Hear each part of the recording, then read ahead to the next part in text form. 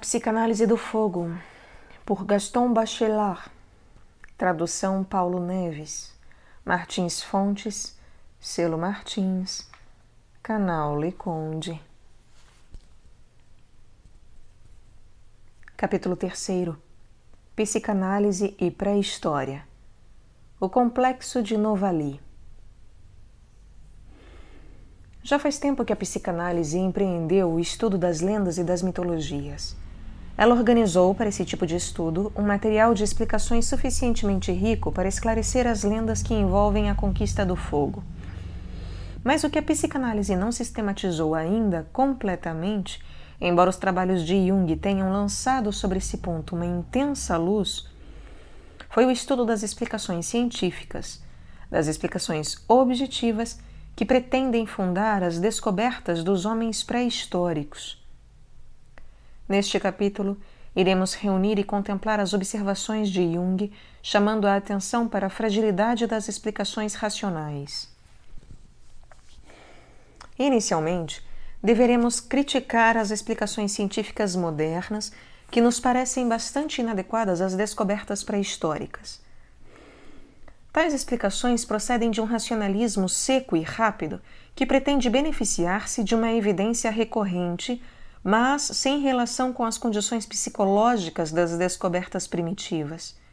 Portanto, haveria lugar, acreditamos, para uma psicanálise indireta e segunda, que buscaria sempre o inconsciente sob o consciente, o valor subjetivo sob a evidência objetiva, o devaneio sob a experiência.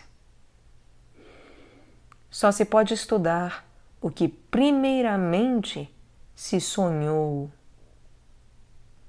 A ciência forma-se muito mais sobre um devaneio do que sobre uma experiência. E são necessárias muitas experiências para se apagarem as brumas do sonho. Em particular, o mesmo ato operando sobre a mesma matéria para produzir o mesmo resultado objetivo não tem idêntico sentido subjetivo em mentalidades tão diferentes quanto a do homem primitivo e a do homem instruído. Para o homem primitivo, o pensamento é um devaneio centralizado. Para o homem instruído, o devaneio é um pensamento distendido. O sentido dinâmico é inverso de um caso ao outro. Por exemplo, há um leitmotiv da explicação racionalista que os primeiros homens produziram o fogo pela fricção de duas peças de madeira seca. Mas as razões objetivas invocadas para explicar de que maneira os homens teriam sido levados a imaginar esse procedimento são bastante frágeis. Com pouca frequência, aliás, alguém se arrisca a esclarecer a psicologia dessa primeira descoberta. Entre os raros autores que se preocupam com uma explicação, a maior parte lembra que os incêndios de florestas se produzem pela fricção dos ramos no verão. Tais autores aplicam precisamente o racionalismo recorrente que desejamos denunciar. Julgam por inferência a partir de uma ciência conhecida, sem reviver as condições da observação ingênua. Presentemente, quando não se consegue achar uma outra causa de incêndio de floresta, acaba-se pensando que a causa desconhecida pode ser a fricção. Mas, na verdade, pode-se dizer que o fenômeno em seu aspecto natural jamais foi observado. Veríamos que não é, propriamente falando, numa fricção que pensaríamos se o fenômeno fosse abordado com toda a ingenuidade. Pensaríamos num choque. Nada encontraríamos capaz de sugerir um fenômeno longo, preparado, progressivo, como é a fricção que acabará por inflamar a madeira. Chegamos, portanto, à seguinte conclusão crítica. Nenhuma das práticas baseadas na fricção, utilizadas pelos povos primitivos para produzir o fogo, pode ser sugerida diretamente por um fenômeno natural. Essas dificuldades não escaparam a Schlegel. Sem chegar à solução, Ele percebeu bem que o problema colocado em termos racionais não correspondia às possibilidades psicológicas do homem primitivo. Abre aspas. A simples invenção do fogo, pedra angular de todo o edifício da cultura, como exprime tão bem a fábula de Prometeu, na suposição de um estado bruto, apresenta dificuldades insuperáveis. Nada mais trivial para nós que o fogo. Mas o homem poderia ter vagado milhares de anos nos desertos sem tê-lo visto uma única vez sequer sobre o solo terrestre. Concedamo-lhes um vulcão em erupção, uma floresta incendiada pelo raio. Endurecido em sua nudez contra a intempérie das estações, terá ele acorrido imediatamente para ali se aquecer? Não terá, ao contrário, empreendido a fuga? O aspecto do fogo apavora a maior parte dos animais, exceto os que a ele se habituaram pela vida doméstica. Mesmo após ter experimentado os efeitos benéficos de um fogo que lhe oferecia a natureza, de que modo o teria conservado? Uma vez extinto, como conseguiria reacendê-lo? Supondo que 2 pedaços de madeira seca caiam pela primeira vez entre as mãos de um selvagem, que indicação de experiência o fará adivinhar que eles podem se inflamar mediante uma fricção rápida e prolongada? Fecha aspas. Segundo, ao contrário, se uma explicação racional e objetiva é realmente pouco satisfatória para dar conta de uma descoberta por um espírito primitivo, uma explicação psicanalítica, ainda que pareça arriscada, deve finalmente ser a explicação psicológica verdadeira. Em primeiro lugar, convém reconhecer que a fricção é uma experiência fortemente sexualizada. Não será difícil convencer-se disso percorrendo os documentos psicológicos reunidos pela psicanálise clássica. Em segundo lugar, se quisermos sistematizar bem as indicações de uma psicanálise especial das impressões caloríficas, iremos nos convencer de que toda a tentativa objetiva de produzir o fogo pela fricção é sugerida por experiências inteiramente íntimas. Em todo caso, é desse lado que o circuito é mais curto entre o fenômeno do fogo e sua reprodução. O amor é a primeira hipótese científica para a reprodução objetiva do fogo. Prometeu é antes um amante vigoroso do que um filósofo inteligente, e a vingança dos deuses é uma vingança de ciúme. Tão logo formulada essa observação psicanalítica, uma quantidade de lendas e costumes se explicam facilmente. Expressões curiosas, misturadas inconscientemente às explicações racionalizadas, se esclarecem sob uma nova luz. Assim, Max Müller, que trouxe aos estudos das origens humanas uma intuição psicológica tão penetrante, amparada em conhecimentos linguísticos profundos, aproxima-se muito da intuição psicanalítica, sem, todavia, discerni-la. Abre aspas. Haveria tanta coisa a contar sobre o fogo. Fecha aspas. E aqui está justamente a primeira. Abre aspas. Ele era filho de 2 pedaços de madeira. Fecha aspas. Por que filho? Quem é seduzido por essa visão genética? O homem primitivo ou Max Müller? De que lado essa imagem é mais clara? É clara objetivamente ou subjetivamente? onde está a experiência que a esclarece? Será a experiência objetiva de fricção de 2 pedaços de madeira? Ou a experiência íntima de uma fricção mais suave, mais acariciante, que inflama um corpo amado? Basta colocar tais questões para desvendar o foco da convicção que acredita que o fogo é filho da madeira. Devemos nos surpreender de que esse fogo impuro, fruto de um amor solitário, já esteja marcado, nem bem nascido, pelo complexo de Édipo? A expressão de Max Miller é reveladora a esse respeito. A segunda coisa que haveria a contar sobre esse fogo primitivo é, abre aspas, de que maneira, tão logo nascido, devorava seu pai e sua mãe, isto é, as 2 peças de madeira das quais havia brotado. Fecha aspas. Jamais o complexo de Édipo foi melhor e mais completamente designado. Se não consegues acender o fogo, o fracasso causticante irá roer teu coração. O fogo permanecerá em ti. Se produzes o fogo, a própria esfinge te consumirá. O amor não é senão um fogo a transmitir.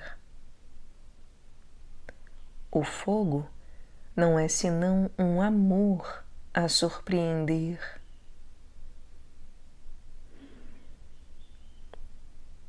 Como Max Miller não podia naturalmente beneficiar-se dos esclarecimentos proporcionados pela revolução psicológica da era freudiana, certas inconsequências são visíveis até em sua tese linguística.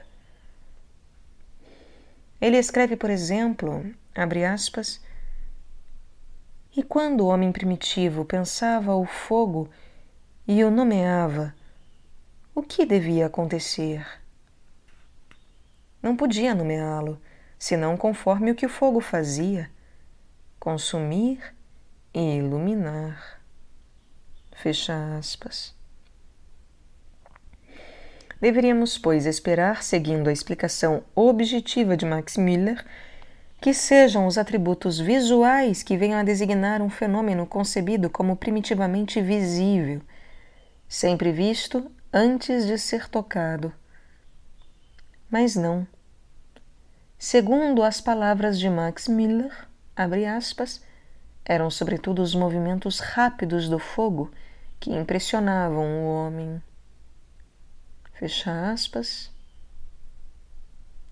Assim é que ele foi chamado o vivo, o ágil, o agnis, ignis. Ígneo, né? Essa designação por um fenômeno adjunto, objetivamente indireto, sem constância, não pode deixar de afigurar-se bastante artificial. Ao contrário, a explicação psicanalítica retifica tudo. Sim, o fogo é o agnis, o ágil, mas o que é primitivamente ágil é a causa humana, e não o fenômeno produzido. É a mão que enfia o pau na ranhura, imitando carícias mais íntimas. Antes de ser filho da madeira, o fogo é filho do homem.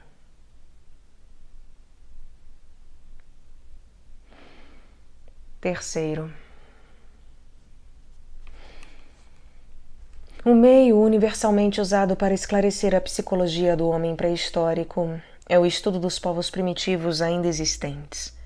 Mas, para uma psicanálise do conhecimento objetivo, há outras ocasiões de primitividade que nos parecem, afinal, mais pertinentes. Basta, com efeito, considerar um fenômeno novo para constatar a dificuldade de uma atitude objetiva verdadeiramente idônea. Parece que o desconhecido do fenômeno se opõe ativamente, positivamente, à sua objetivação. Ao desconhecido não corresponde a ignorância, mas sim o erro, e o erro sob a forma mais pesada das taras subjetivas. Para fazer a psicologia da primitividade, basta então considerar um conhecimento científico essencialmente novo e acompanhar as reações dos espíritos não científicos, mal preparados, ignorantes das vias da descoberta efetiva. A ciência elétrica do século XVIII oferece a esse respeito uma mina inesgotável de observações psicológicas. Em particular, o fogo elétrico, talvez ainda mais que o fogo comum, rebaixado à categoria de fenômeno banal, psicanaliticamente gasto, é um fogo sexualizado. Visto ser misterioso, é claramente sexual. Sobre a ideia da fricção, cuja evidente sexualidade primeira acabamos de sublinhar, iremos reencontrar para a eletricidade tudo o que dissemos a propósito do fogo. Charles Rabicot, advogado, engenheiro, privilegiado do rei para todas as suas obras de física e de mecânica, escreve em 1753 um tratado sobre o espetáculo do fogo elementar ou curso de eletricidade experimental.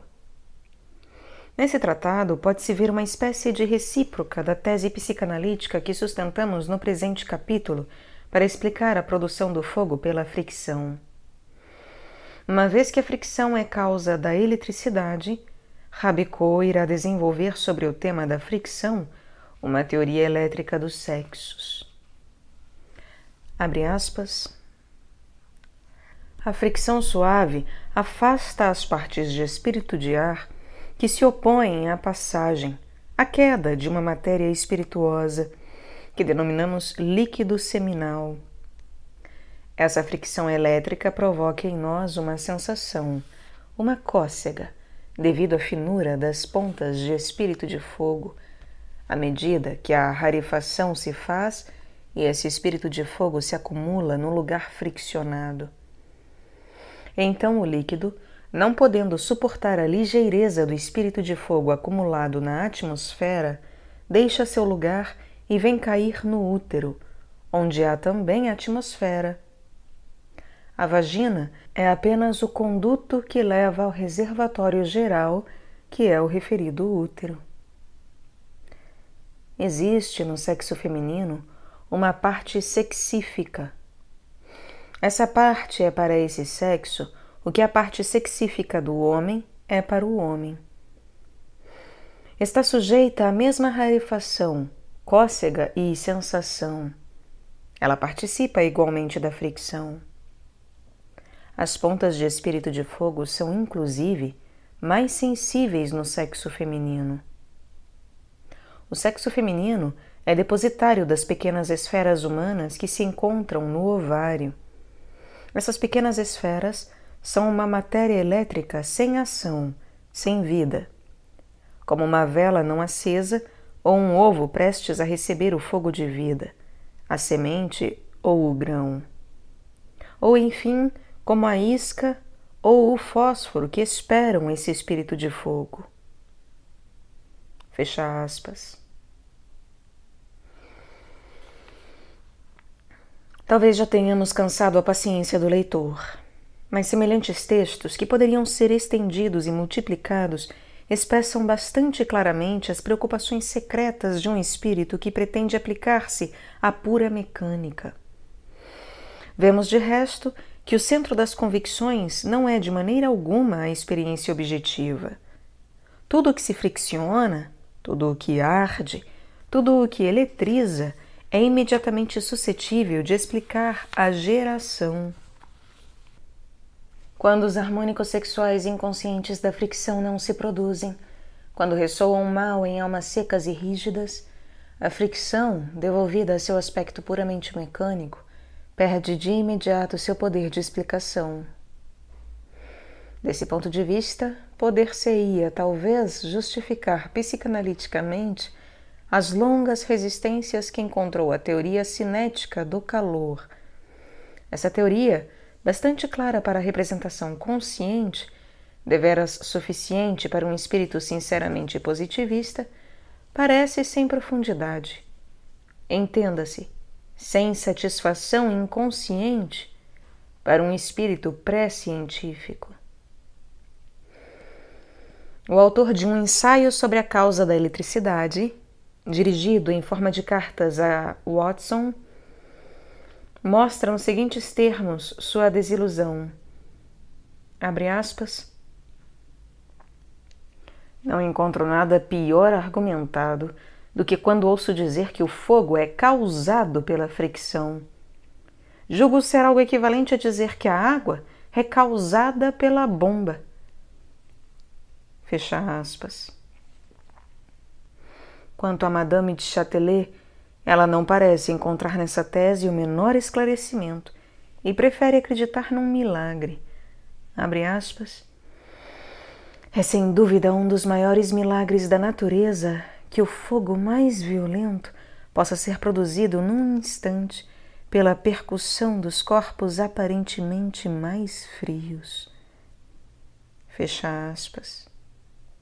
Assim, um fato que é verdadeiramente claro para um espírito científico fundado nos ensinamentos do energetismo moderno e capaz de compreender imediatamente que o arrancamento de uma partícula de sílex pode determinar sua incandescência, é objeto de mistério para o espírito pré-científico de Madame de Châtelet.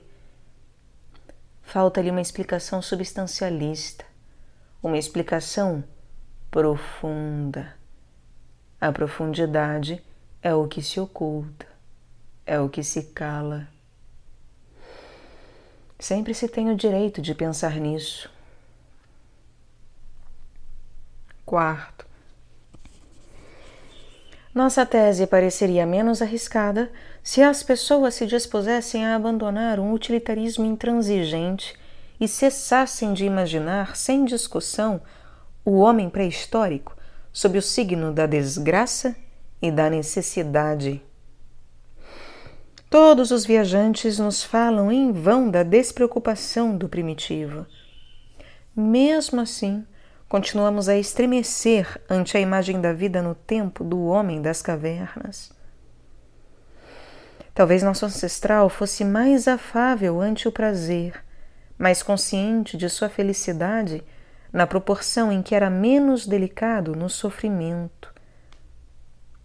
O cálido bem-estar do amor físico deve ter valorizado muitas experiências primitivas. Para inflamar um pedaço de pau esfregando-o na ranhura da madeira seca, é preciso tempo e paciência. Mas essa tarefa devia ser bastante agradável para o indivíduo cujo devaneio inteiro era sexual. Foi talvez nesse terno trabalho que o homem aprendeu a cantar. Em todo caso, trata-se de um trabalho evidentemente rítmico, um trabalho que responde ao ritmo do trabalhador, que lhe proporciona belas e múltiplas ressonâncias, o braço que esfrega, as madeiras que gemem, a voz que canta, tudo se une na mesma harmonia, na mesma dinamogenia rítmica. Tudo converge para uma mesma esperança, para um objetivo cujo valor se conhece. Assim que se começa a esfregar, tem-se a prova de um doce calor objetivo, ao mesmo tempo que a cálida impressão de um exercício agradável. Os ritmos sustentam-se uns aos outros, induzem-se mutuamente e mantêm-se por autoindução.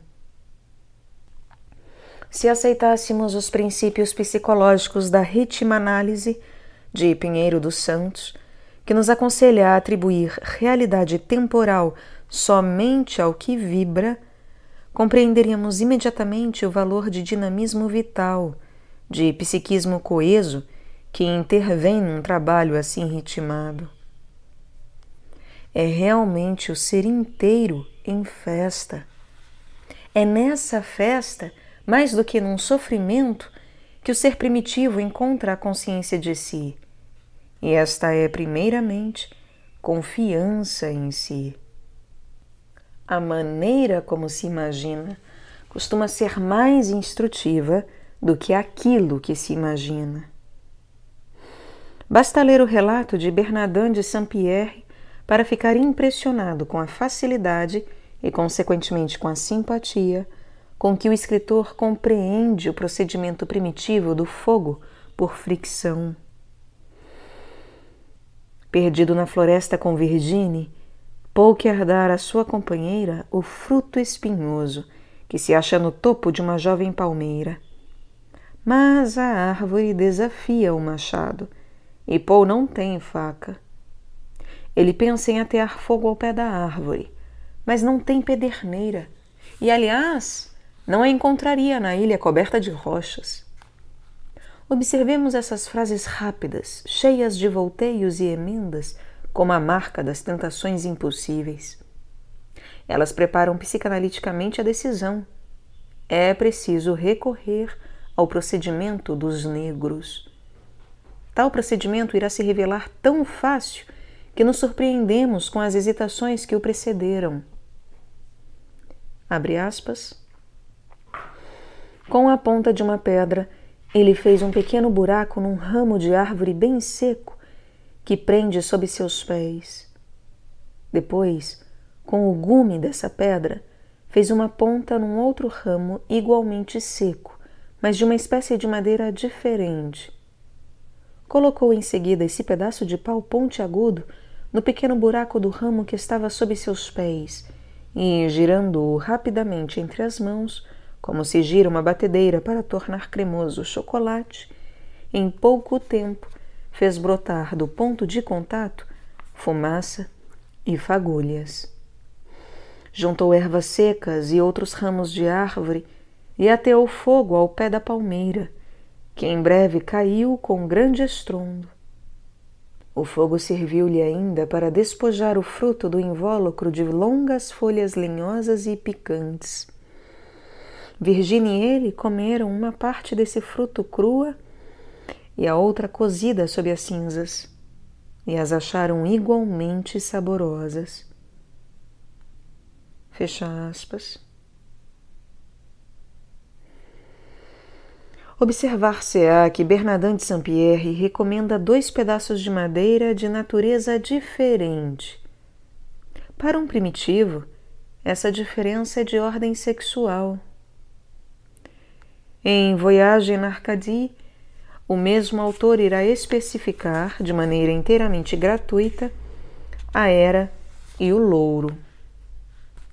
Notemos também que a comparação dos paus de acender com a batedeira que torna cremoso o chocolate encontra-se na Física do Abade Nollet, do qual Bernardin de Saint-Pierre, movido por suas pretensões científicas, era leitor. Essa mistura de sonho e de leitura, por si só, é assintomática de uma racionalização. Aliás, em nenhum momento o escritor pareceu perceber as inconsequências de seu relato. Uma doce imaginação o transporta. Seu inconsciente descobre as alegrias do primeiro fogo aceso sem sofrimento, na suave confiança de um amor partilhado. Além do mais, é muito fácil constatar que a euritmia de uma fricção ativa, contanto que suficientemente suave e prolongada, determina uma euforia. Basta esperar que a aceleração raivosa se acalme, que os diferentes ritmos se coordenem para ver o sorriso e a paz brotarem no rosto do trabalhador. Essa alegria é inexplicável objetivamente. É a marca de uma potência afetiva específica. Assim se explica a alegria de esfregar, de ilustrar, de polir, de encerar, que não encontraria sua explicação suficiente no cuidado meticuloso de certas donas de casa. Balzac observou em Gobseck que os frios interiores das solteironas figuravam entre os mais reluzentes. Psicanaliticamente, a limpeza é uma imundície. Em suas teorias paracientíficas, certos espíritos não hesitam em acentuar a valorização da fricção, ultrapassando o estágio dos amores solitários no devaneio para alcançar o dos amores partilhados. J.B. Robinet, cujos livros tiveram numerosas edições, escreve em 1766, abre aspas, a pedra que friccionamos para torná-la luminosa compreende o que exigimos dela, e seu brilho prova sua condescendência. Não posso crer que os minerais nos façam tanto bem por suas virtudes, sem gozar da doce satisfação que é a primeira e maior recompensa da beneficência. Fecha aspas. Opiniões tão absurdas objetivamente devem ter uma causa psicológica profunda. Às vezes Robinet detém-se, com medo de exagerar. Um psicanalista diria, com medo de se trair. Mas o exagero já é bastante visível. É uma realidade psicológica a explicar. Não temos o direito de deixá-la em silêncio, como faz uma história das ciências sistematicamente preocupada com resultados positivos. Em resumo, propomos, a exemplo de Jung, pesquisar sistematicamente os componentes da libido em todas as atividades primitivas. Com efeito, não é apenas na arte que se sublima a libido. Ela é a fonte de todos os trabalhos do Homo Faber. Falou muito bem quem definiu o homem como uma mão e uma linguagem. Mas os gestos úteis não devem ocultar os gestos agradáveis. A mão é precisamente o órgão das carícias, assim como a voz é o órgão dos cantos. Primitivamente, carícia e trabalho deviam estar associados. Os longos trabalhos são trabalhos relativamente suaves. Um viajante fala de primitivos que formam objetos no polidor, num trabalho que leva 2 meses. Quanto mais suave o brunidor, mais belo o polido. De uma forma um tanto paradoxal, diríamos de bom grado que a idade da pedra lascada é a idade da pedra maltratada, enquanto a idade da pedra polida é a idade da pedra acariciada. O homem brutal rompe o sílex, não o trabalha. O que trabalha o sílex, ama o sílex. E não se amam as pedras de outro modo que se amam as mulheres. Quando se contempla um machado de sílex talhado, é impossível resistir à ideia de que cada faceta bem trabalhada foi obtida por uma redução da força, por uma força inibida, contida, administrada, enfim, por uma força psicanalizada. Com a pedra polida, passa-se da carícia descontínua à carícia contínua, ao movimento suave e envolvente, ritmado e sedutor.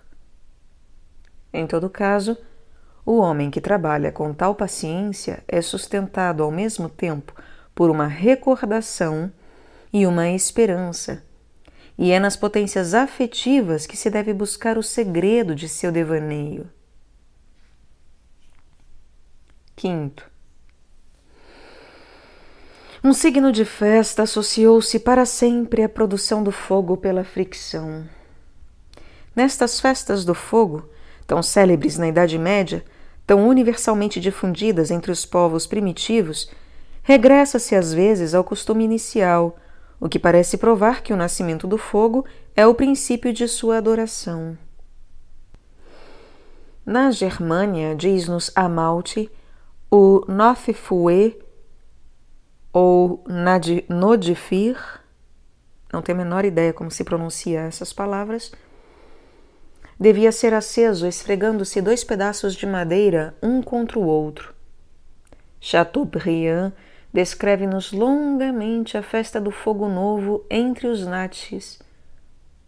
Na véspera deixou-se extinguir o fogo que ardia havia 1 ano. Antes do amanhecer, o sacerdote esfrega 2 paus secos, pronunciando em voz baixa palavras mágicas. Quando surge o sol, o sacerdote acelera o movimento. Abre aspas. No instante em que o grão-mestre emite o oa sagrado, o fogo brota da madeira aquecida pela fricção. A mecha preparada se acende. O prestidigitador transmite o fogo aos círculos de caniço. A chama serpenteia, seguindo sua espiral. Cascas de carvalho são acesas no altar, e esse fogo novo produz, em seguida, uma nova semente para os fogos extintos da aldeia. Fecha aspas. Assim, essa festa dos Natchis, que reúne a festa do sol e a festa da colheita, é, sobretudo, uma festa da semente do fogo.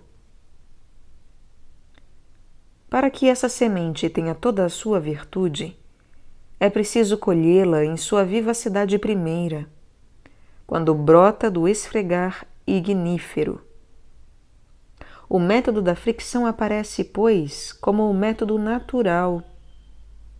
Uma vez mais, é natural porque o homem chega a ele por sua própria natureza. Em verdade, o fogo foi surpreendido em nós antes de ser roubado do céu.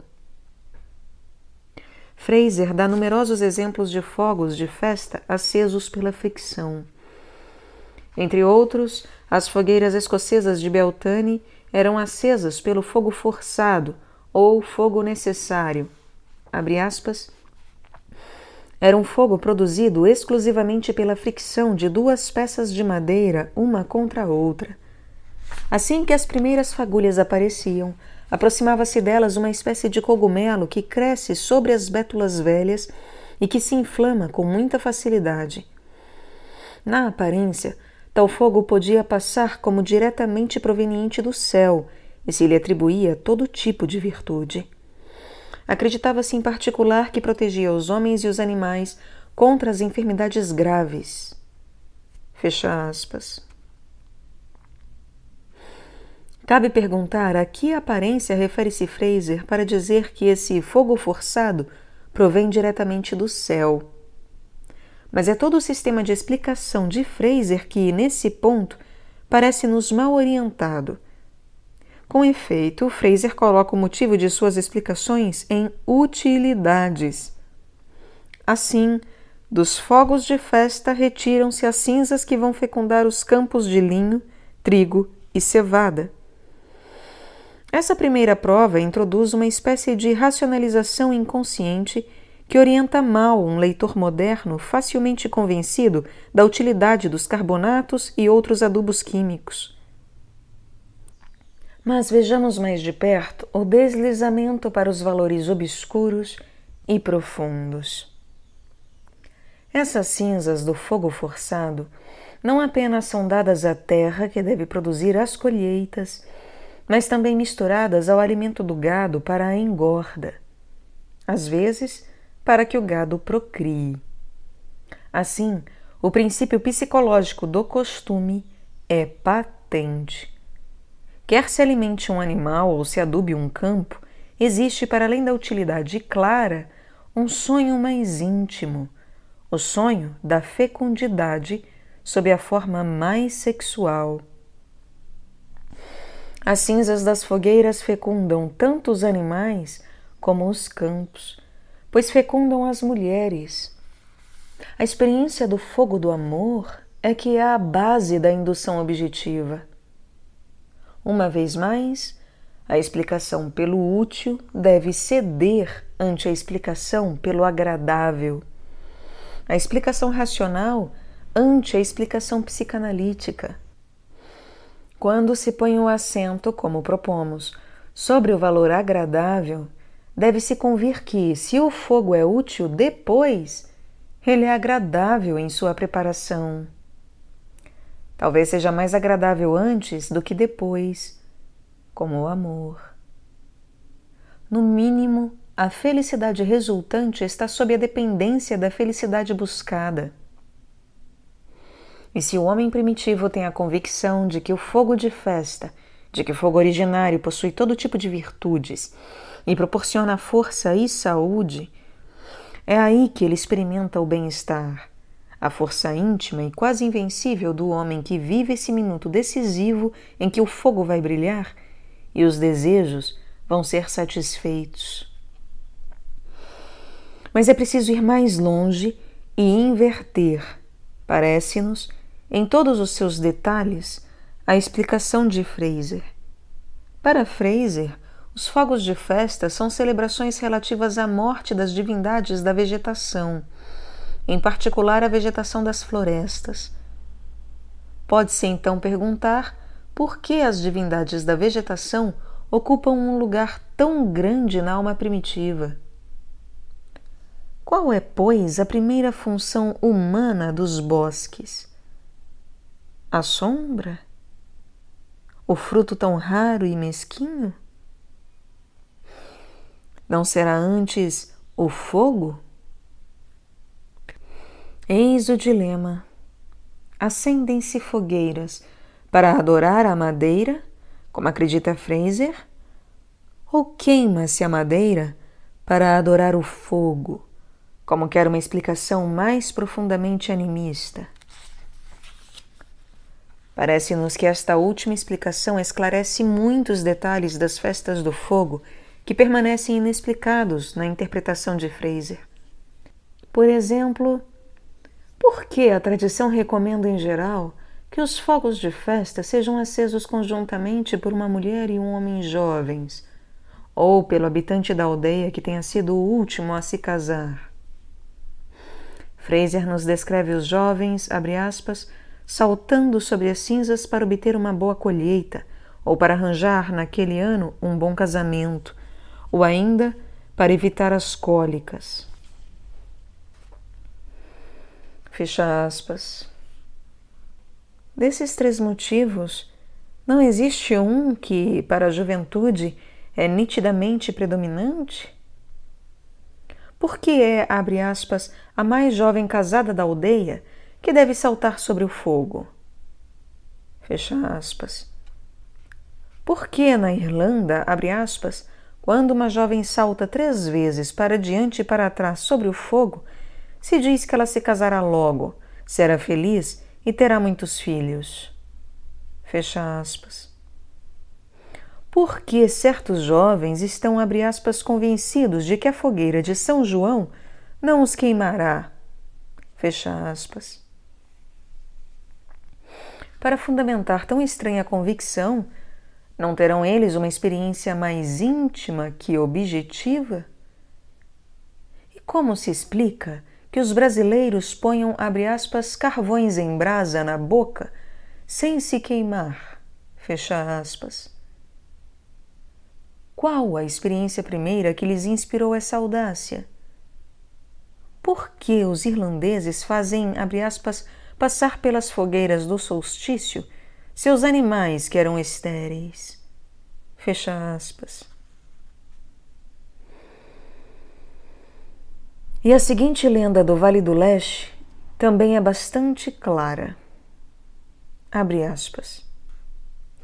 Quando um rapaz e uma moça saltam juntos sobre uma dessas fogueiras sem serem atingidos sequer pela fumaça, se diz que a jovem não será mãe naquele ano porque as chamas não a tocaram nem fecundaram. Fecha aspas. Ela demonstrou habilidade em brincar com o fogo sem se queimar.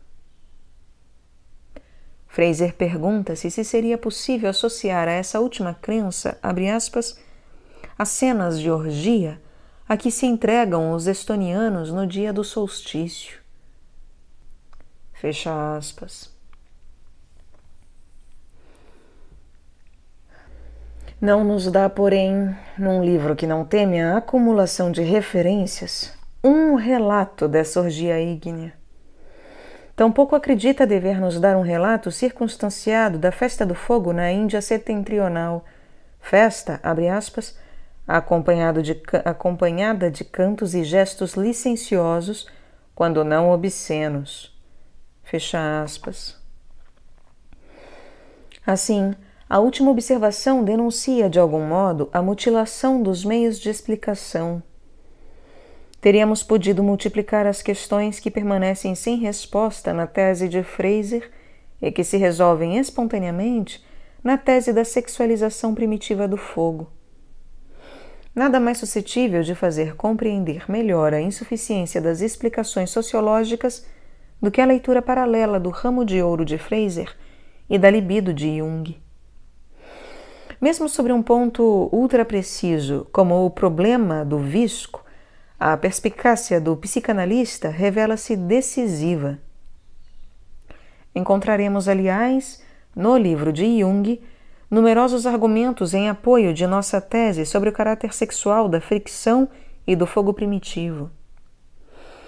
Não fizemos mais que sistematizar esses argumentos, acrescentando-lhes documentos extraídos de uma região espiritual menos profunda, mais próxima do conhecimento objetivo. Sexto.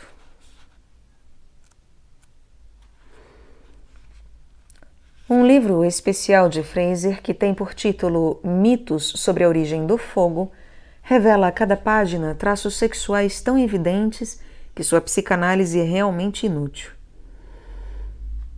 Como o objetivo de nosso pequeno livro é estudar, antes de tudo, as mentalidades modernas, não nos estenderemos sobre as mentalidades primitivas estudadas por Frazer. Daremos apenas alguns exemplos, mostrando a necessidade de retificar a interpretação do sociólogo no sentido psicanalítico. Frequentemente, o criador do fogo é um pequeno pássaro cuja cauda tem uma marca vermelha, que é o sinal do fogo. Numa tribo australiana, a lenda é muito engraçada, ou melhor dizendo, é porque se faz graça que se consegue obter o fogo. Abre aspas. A serpente surda era a única outrora a possuir o fogo, que guardava escondido no interior de seu corpo.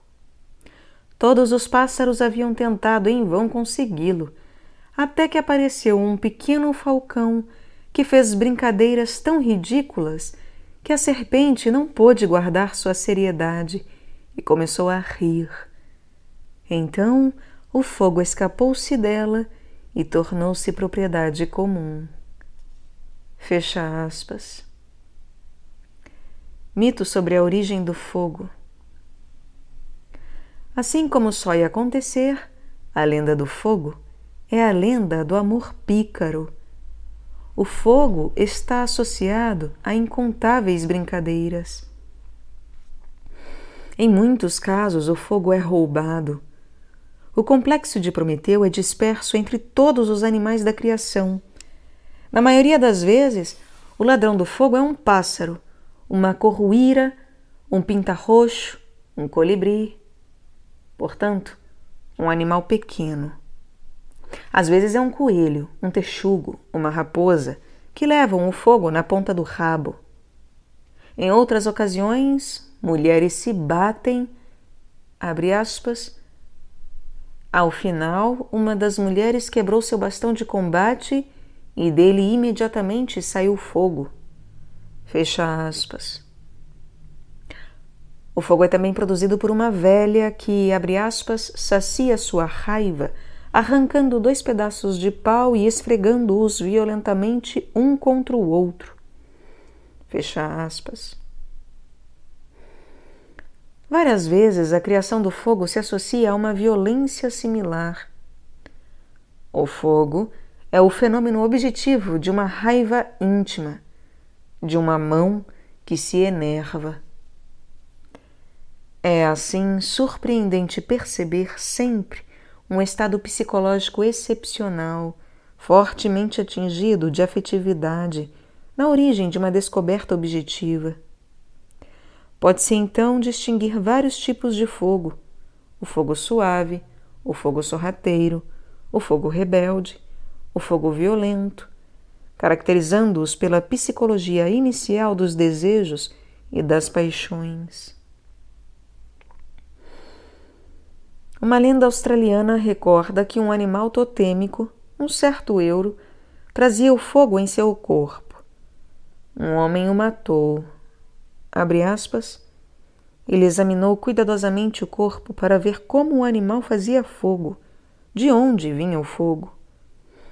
Arrancou o órgão genital masculino, que era muito comprido, partiu-o ao meio e viu que continha um fogo muito vermelho. Fecha aspas. De que maneira semelhante lenda poderia se perpetuar se cada geração não tivesse razões íntimas para acreditar nela? Numa outra tribo, abre aspas, os homens não tinham fogo e não sabiam fazê-lo, mas as mulheres sim. Enquanto os homens saíram a caçar no mato, as mulheres cozinharam sua comida e a comeram sozinhas. Justo ao terminarem a refeição, viram de longe os homens se aproximando. Como não queriam que eles tivessem conhecimento do fogo, juntaram apressadamente as cinzas que ainda estavam acesas e as dissimularam em sua vulva, para que os homens não pudessem vê-las. Quando os homens chegaram, disseram: Onde está o fogo? Mas as mulheres responderam: Não há fogo. Fecha aspas. Estudando tal relato, há que confessar a total impossibilidade da explicação realista, ao passo que a explicação psicanalítica é, ao contrário, imediata. Com efeito, é evidente que não se possa ocultar no interior do corpo humano, como afirmam tantos mitos, o fogo real, o fogo objetivo. Do mesmo modo, é apenas no plano sentimental que se pode mentir tão descaradamente e dizer contra toda evidência, negando o desejo mais íntimo, não há fogo. Num mito da América do Sul, o herói, para obter o fogo, persegue uma mulher. Abre aspas. Saltou sobre ela e a pegou. Disse-lhe que a faria prisioneira se ela não lhe revelasse o segredo do fogo. Após várias tentativas para escapar, ela consente. Senta-se no chão com as duas pernas bem abertas. Agarrando a parte superior de seu ventre, deu-lhe uma forte sacudida e uma bola de fogo rolou no chão, saindo do conduto genital. Não era o fogo que conhecemos hoje. Não queimava nem fazia ferver as coisas. Essas propriedades se perderam quando a mulher o deu. A Gigeco disse, no entanto, que podia remediar a situação. Recolheu todas as cascas, todos os frutos e toda a pimenta vermelha que ardem e, juntando-os com o fogo da mulher, fez o fogo que utilizamos hoje. Fecha aspas. Esse exemplo nos dá uma clara descrição da passagem da metáfora à realidade. Notemos que essa passagem não se faz, como postula a explicação realista, da realidade à metáfora, mas ao contrário, seguindo a inspiração da tese que defendemos, das metáforas de origem subjetiva a uma realidade objetiva. O fogo do amor e o fogo da pimenta, reunidos, acabam por inflamar as ervas secas. É esse absurdo que explica a descoberta do fogo. De maneira geral, é impossível lermos um livro tão rico, tão cativante como o de Fraser, sem ficarmos impressionados com a pobreza da explicação realista. As lendas estudadas alcançam certamente o milhar, e apenas 2 ou 3 são explicitamente referidas à sexualidade. Quanto ao resto, apesar do sentido afetivo subjacente, imaginamos que o mito foi criado em função das explicações objetivas. Assim, abre aspas, o mito havaiano da origem do fogo, como muitos mitos australianos do mesmo tipo, serve também para explicar a cor particular de uma certa espécie de pássaro. Fecha aspas. Em outra parte, O roubo do fogo por um coelho serve para explicar a cor ruiva ou negra de seu rabo. Tais explicações, hipnotizadas por um detalhe objetivo, não conseguem explicar a primitividade do interesse afetivo.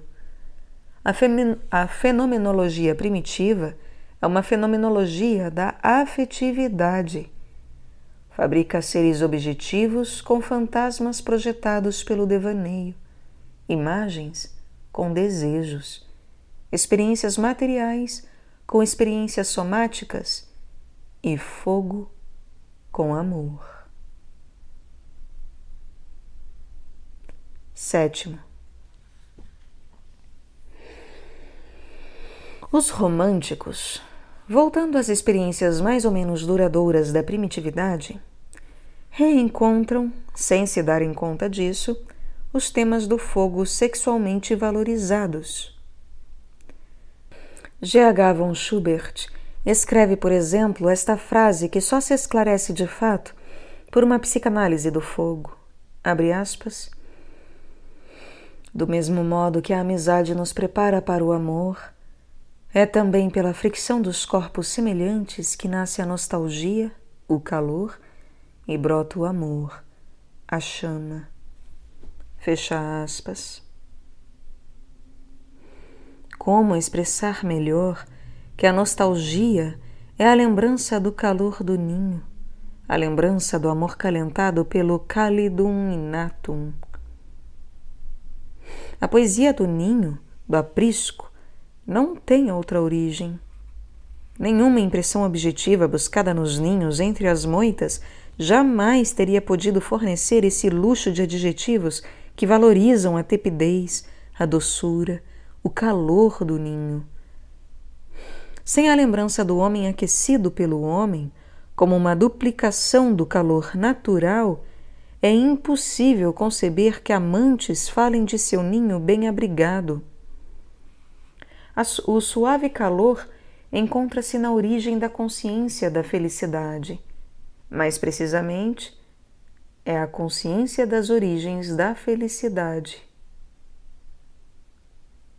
Toda a poesia de Novali poderia receber uma interpretação nova se quiséssemos lhe aplicar a psicanálise do fogo.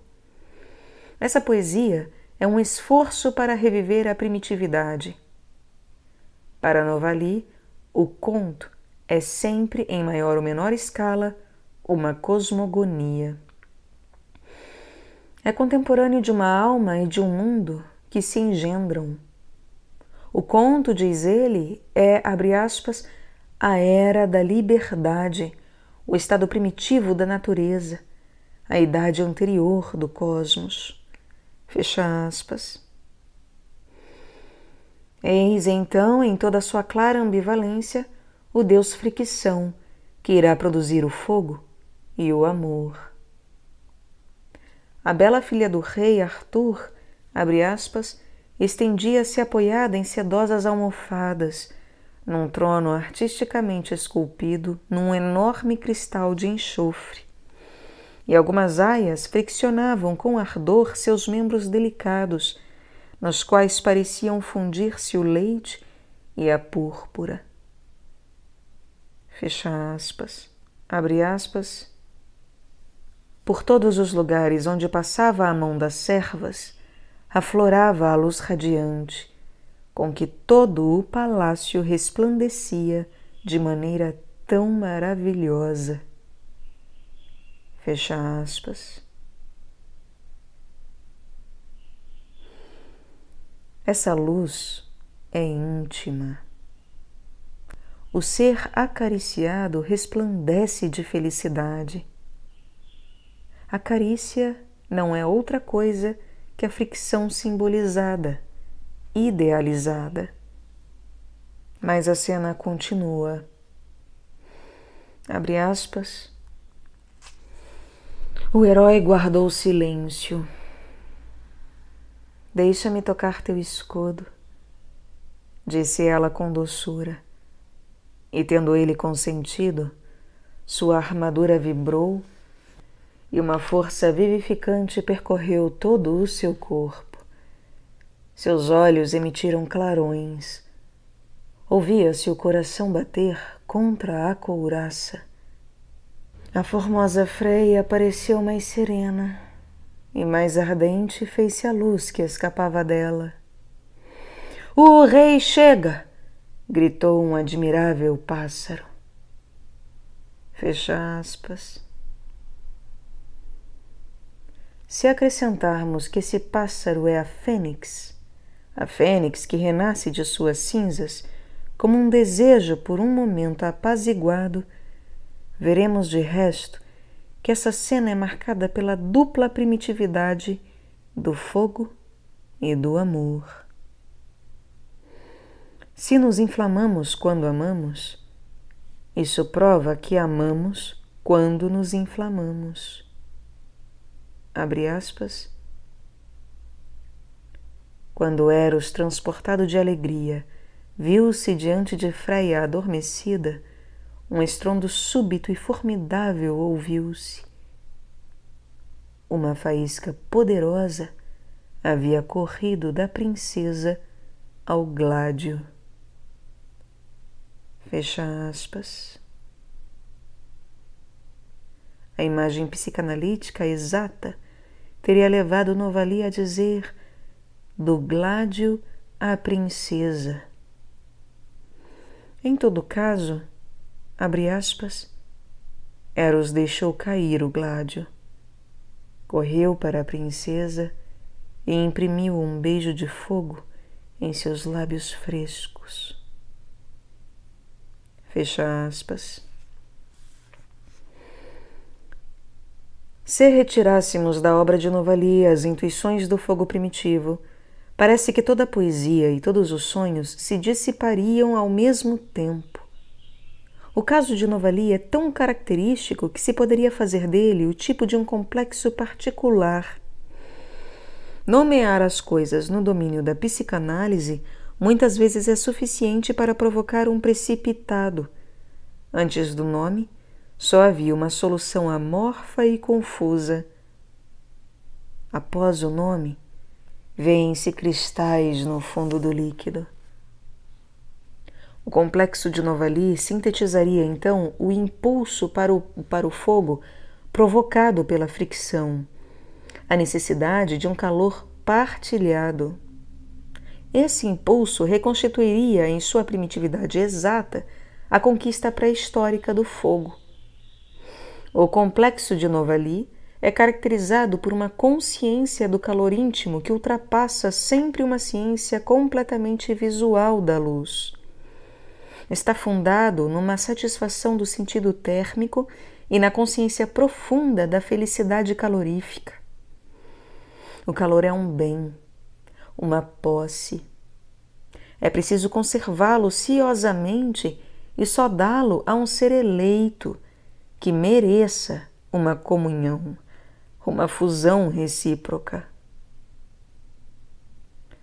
A luz brinca e ri na superfície das coisas, mas só o calor penetra. Numa carta a Schlegel, Novali escrevia, abre aspas, veja em meu conto minha antipatia pelos jogos de luz e sombra e o desejo do éter claro, cálido e penetrante. Fecha aspas.